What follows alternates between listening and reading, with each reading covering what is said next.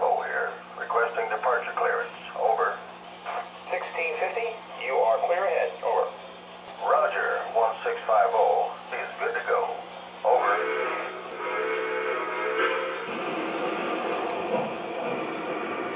Lionel 1650 here. We're on our way and we're making good time. Over. Right that out.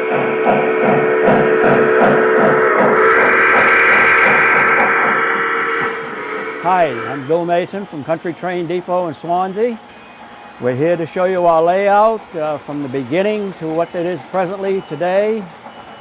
When they were originally out, to buy a train set in the 40s and 50s for $25, $35 with an air whistle that tooted sometimes and sometimes it didn't.